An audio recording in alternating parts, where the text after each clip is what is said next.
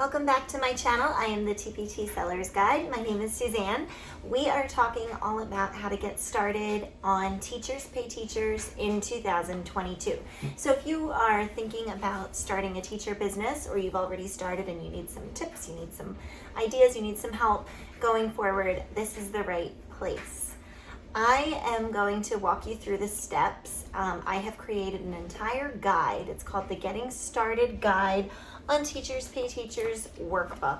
It is available in my shop, so everything that I mention in this video will be linked below in the description box, so I will put a link to this workbook. This is a 50-page workbook that really maps out everything that you need in order to have a really successful business on Teachers Pay Teachers in 2022. So everything is up to date. Of course, any questions that you have, comments, leave below. You can also reach me at the tptsellersguide@gmail.com with any questions. So let's jump right into it. I also want to tell you about a free seller's guide that I have available that's also linked below. And these are just some basic steps to get you started and to go through all of the basics of starting on Teachers Pay Teachers. So if you are just looking to increase your income on a monthly basis, as we know, teachers are not the highest paid job. Many of them struggle financially and are desperately looking for ways to make more money. And there are lots of different things that you can do, lots of side hustles out there. This one is my particular favorite. Why? Because I feel like it's basically what I do times two. So I'm really kind of taking what I do for a living and I'm turning it into something where I'm not only helping other people, but I'm also able to create for my own job and then be able to actually sell what I am creating. And so I'm very in tune with what other teachers like me need. And so I'm creating those things for those specific teachers. And that's what you can do as well. So we're gonna go through all of the steps that are sort of outlined in this workbook. And this is something that will really help you to make sure that you don't skip any important steps along the way. So, step number one, which is also in my first video, how to start a teacher business in 2022. Of course, you want to start by creating a name for your business.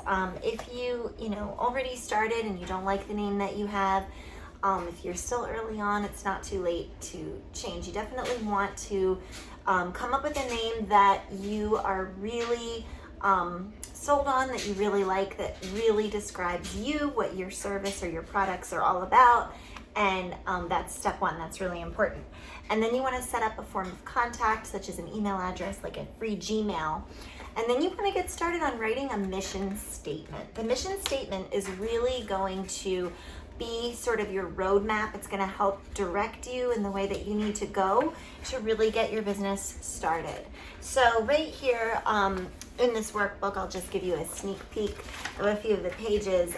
We do have some, brainstorming pages of coming up with that business name, big questions like what sets you apart, what do other teachers come to you for, and many more that will help you to design your first business name. And then kind of getting into finding if that name is available or not, what Gmail you're going to use, whether or not you're going to set up a blog right away, and any other platforms that are necessary for you to be on to really kickstart your business.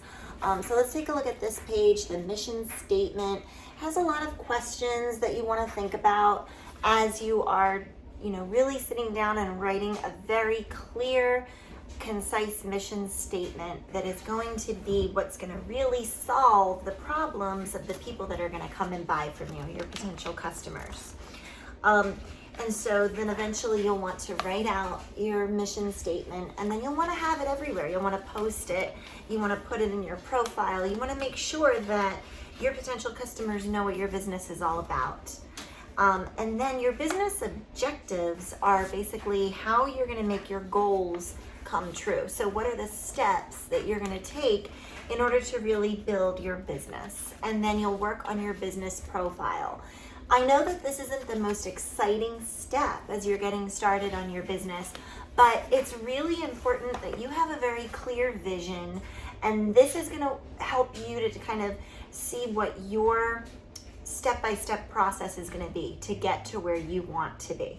So if you're just starting off right away, starting to create products, starting to put things up there, but you're not seeing sales, you're not getting followers, this is why. Because every business has a clear vision. Every business has a story. You want to come up with yours. You want to write your story, write out your message, figure out who your target buyer is and how you can find that target buyer and what you need to create in order to sell and also in order to maintain a relationship with those prospective buyers. You want to come up with is a tagline. So again, tagline is a quote.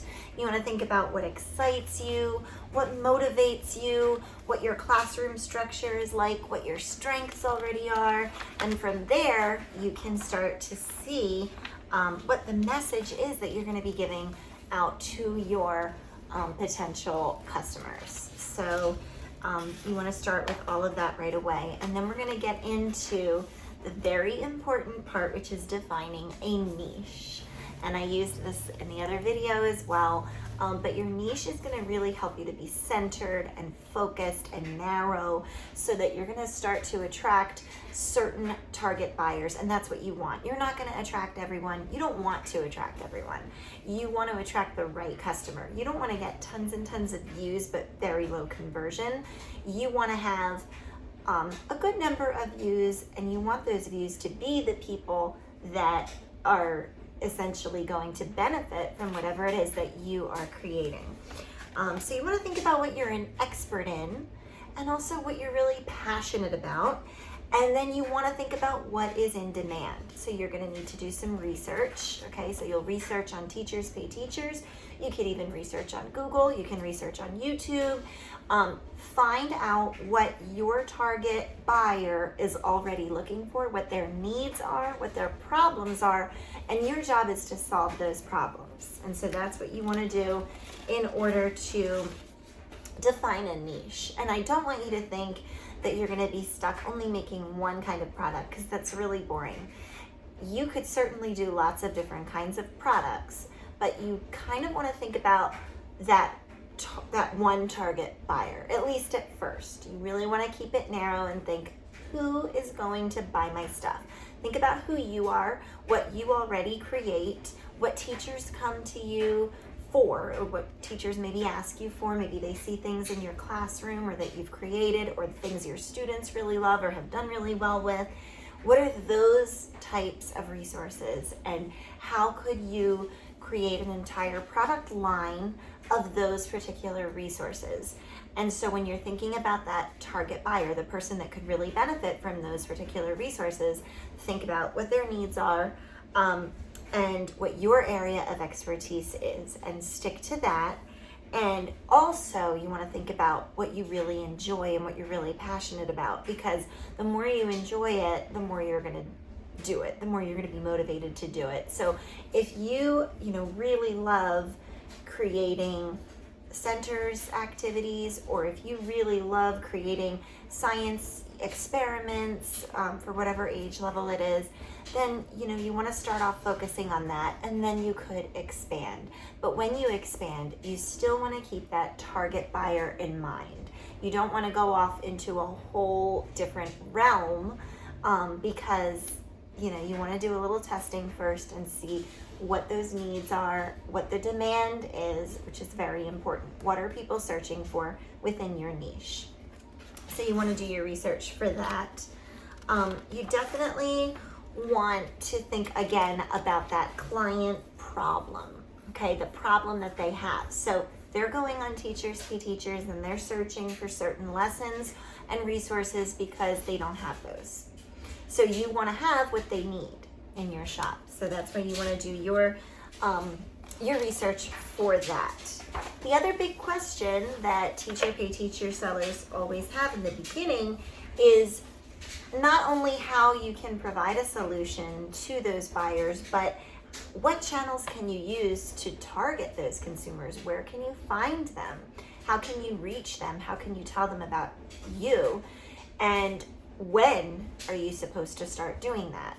So a really good rule would be to wait until you have somewhere between, I would say, at least 20 to 30 products in your store before you want to start to market. If you start too early on, then there is the potential problem that you're not going to have enough for that particular target buyer. So you do want to make sure that you have enough products in your shop, but at the same time, you also do want to get your name out there and your products out there because they're of very high quality. You know that someone needs them and could benefit from them, and you want people to know about them. So one thing you could do is you could start by creating every single product along with, those really great high quality product descriptions on the sales page, titles that are searchable that people are searching for within Teachers Pay Teachers, really good previews, very high quality covers that are eye-catching and clickable. And then you're also going to want to maybe create something such as a pin that you could put on Pinterest and circulate on Pinterest. Right now, the really hot thing are the idea pins, story pins. And so this is something that you could create on Canva. Canva is a free platform that also does offer a premium platform that just has more content on it. But you could start off with the free version and start to create some pins. And you don't want to just have your product cover on the pin. Maybe take some photographs of your product, of your resource, maybe even a video of it in action, and turn it into a pin and post it on Pinterest. So starting on Pinterest, you're going to want to create a Pinterest business page. So don't use if you already have Pinterest, don't use your personal Pinterest page. You want to create a new Pinterest business page that has your logo, that has your name, that has your tagline, has a little story about your business, and then just start putting up those pins. So every time you create a product, you could create several pins. You could do 4 or 5 different pins all about that particular product, especially depending on how large the product is.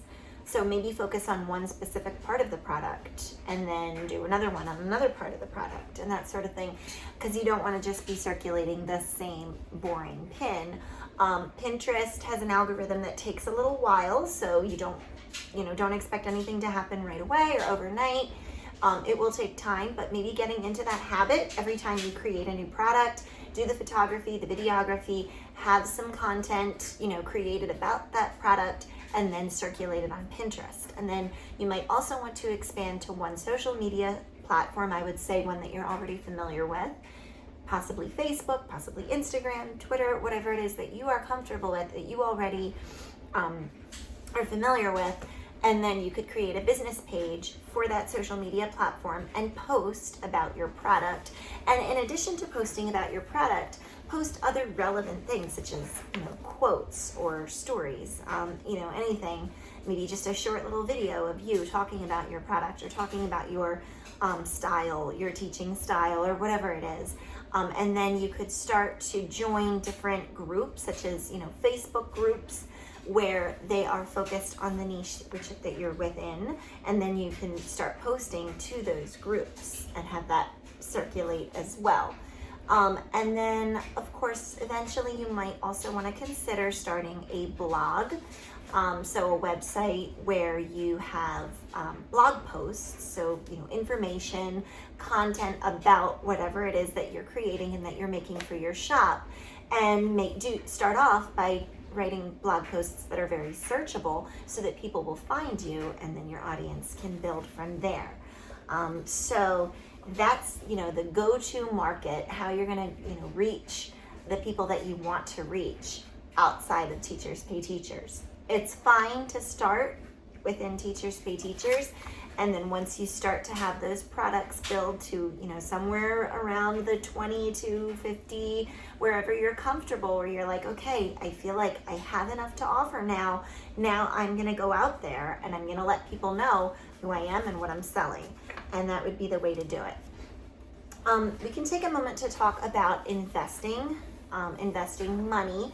And, especially for this particular business for teachers, it's not always easy.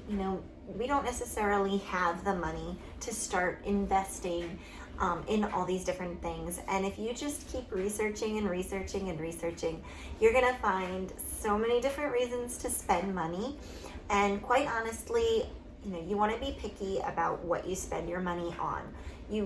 One really good thing to invest in is going to be the content for your resources. And when I say content, I mean things like really nice clip art, really professional looking, beautiful clip art, fonts, especially I would say start with 3. You want to get 3 really nice fonts for your brand. You're going to design a brand kit.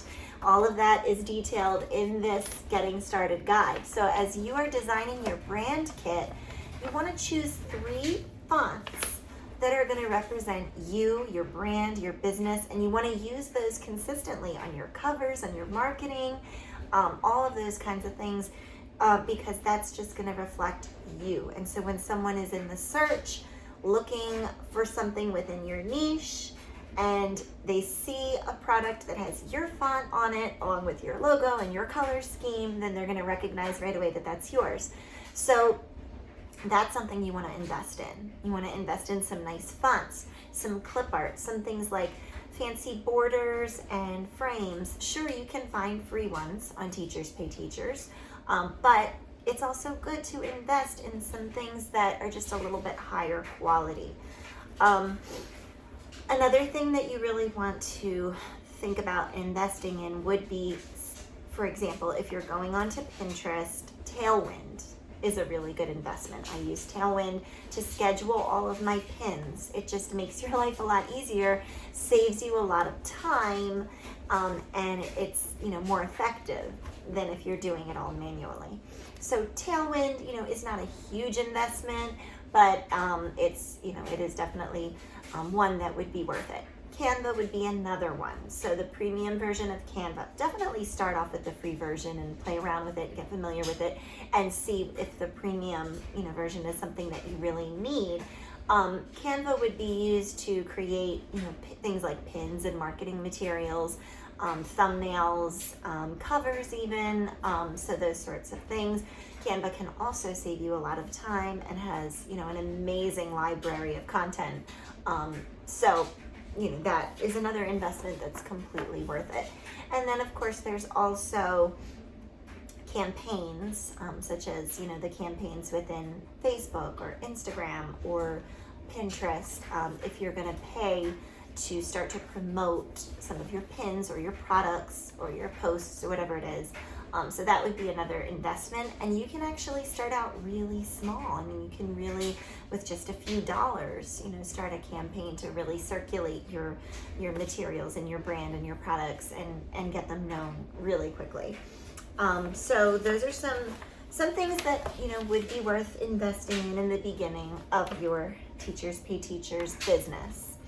And then really looking forward and thinking about your steps to growth. You always, definitely stay in the moment, definitely, stay where you are, don't get too ahead of yourself.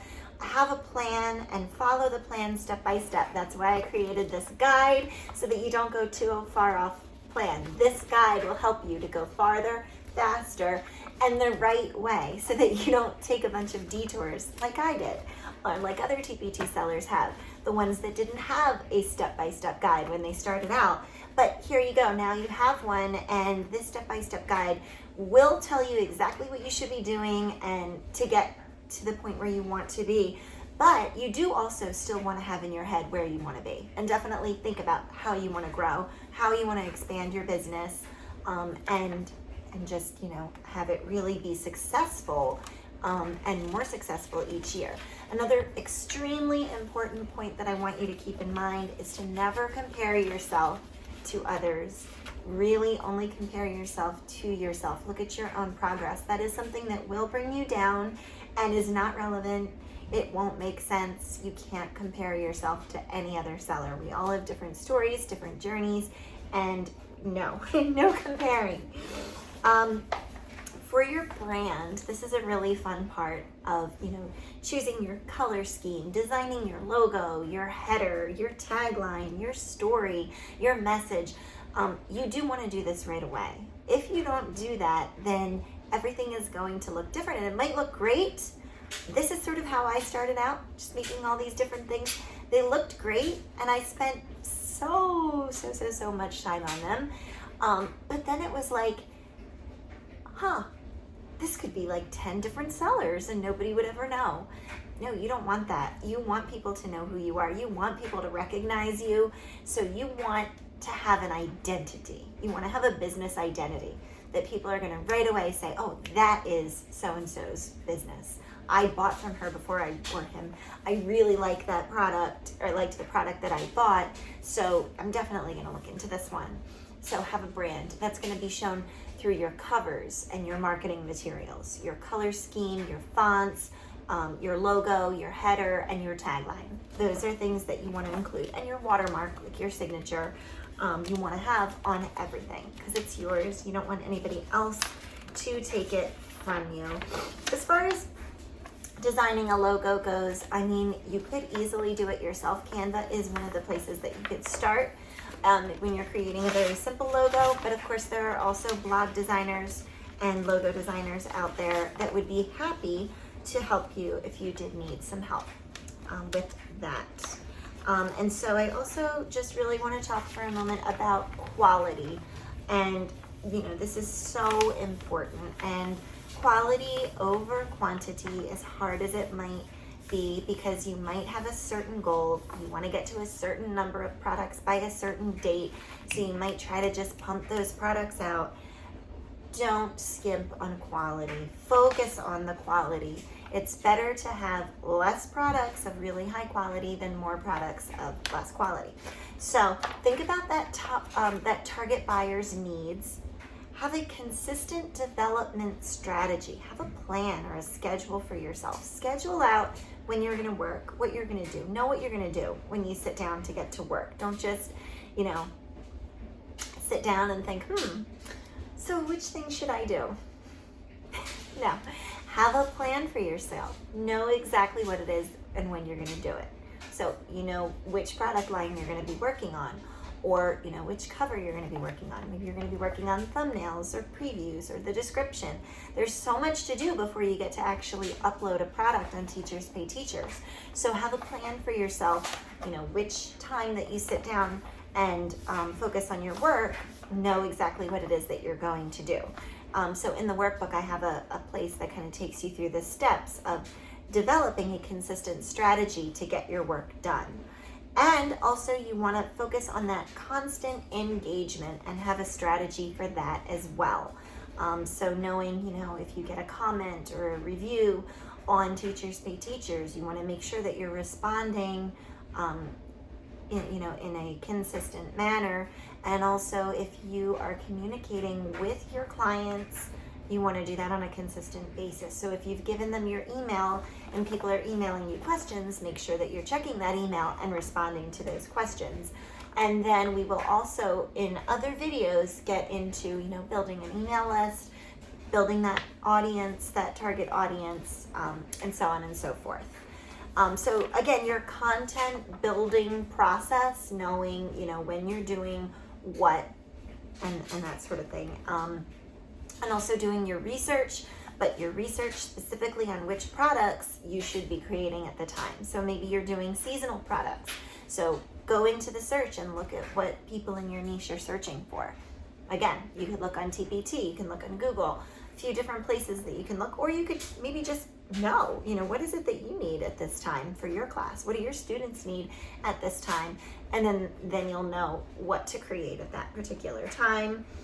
So those, you know, are some steps to really make sure that you're ensuring quality, and you're also not forgetting any of the steps before you upload the product, such as making sure you have that cover with your watermark, making sure that you have a table of contents for your product, that you have a credits page, that you have a terms of use page, you have a page that is telling people how they can contact you and get in touch with you, having, you know, a page that shows your target buyers or your buyers related products that you have in your store that they might be interested in.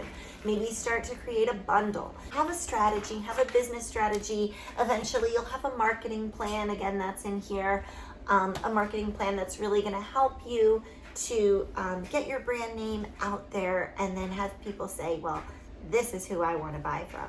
They're in my niche. They have all the stuff that I need. This is where I'm going to go.